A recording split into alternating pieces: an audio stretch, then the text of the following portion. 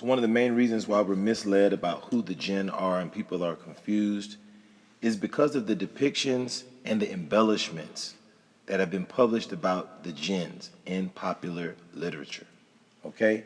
And then also the misinterpretation of what we find in scripture.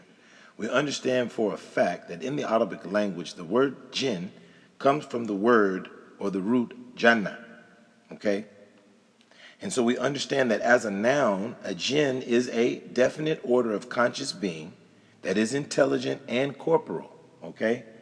The scripture will confirm this. They are corporal beings.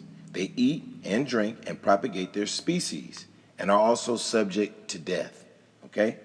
To propagate one species, to eat and to drink, to be corporal and to be subject to death means that one must live a physical life, okay?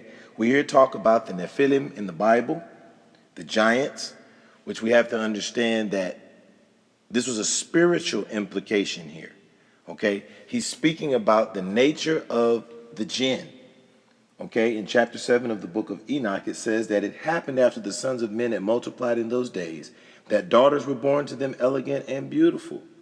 And it says here, and when the angels, the sons of heaven, beheld them, they became enamored of them. This is once again another reference to the jinns, okay? They became enamored of them, saying to one another, let us select for ourselves wives from the progeny of men, okay? And let us beget children.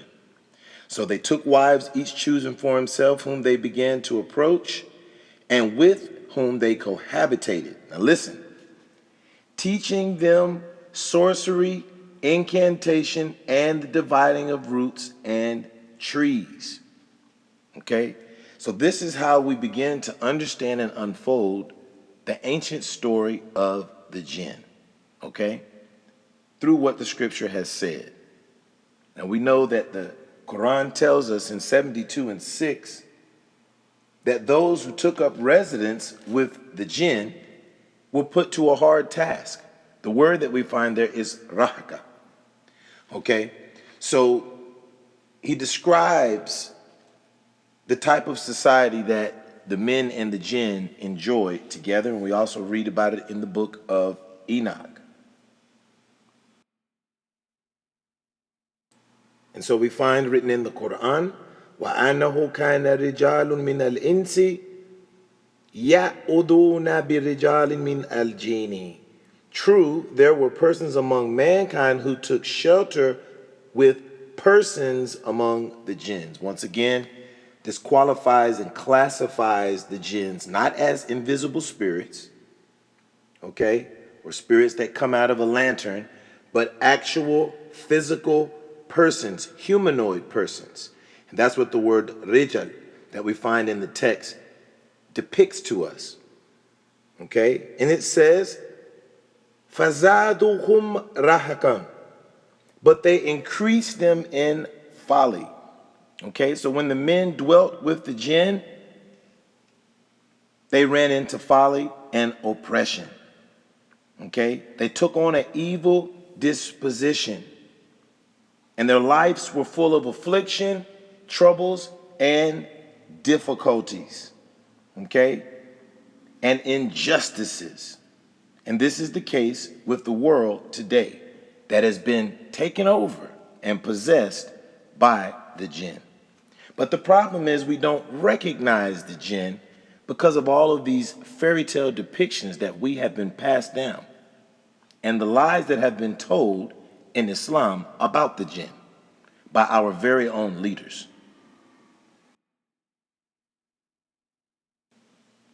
So we see clearly that the book of Enoch confirms what we find written in the Quran, and he tells us clearly that they taught them sorcery, incantation, and the dividing of roots and trees. Okay? These were some of the fruits of the intercourse between the man and the jinn. As we also understand that Allah had warned mankind not to come into dealings with the jinn. As we find it written in the Quran, وَعَصَى آدَمُ رَبَّهُ فَغَوَى. And so Adam came into a position of opposition with Allah. He resisted, he rebelled, he disobeyed. Okay, he did disobedience, and he did not observe the commandment of Yahweh Allah, which led him into transgression, and he did then become seduced. Okay, and he was deviated from the right path, and he erred and went astray. Therefore, he was in a position of perdition. He became perverted and lost. Okay? What was he lost in? He was lost in the way of error. And this is what we get from the words in Arabic in the Quran that describe this erring state of man, this rahaka that mankind had entered into by dealing with the jinn and coming into close fellowship, even communing with the jinn and cohabitating.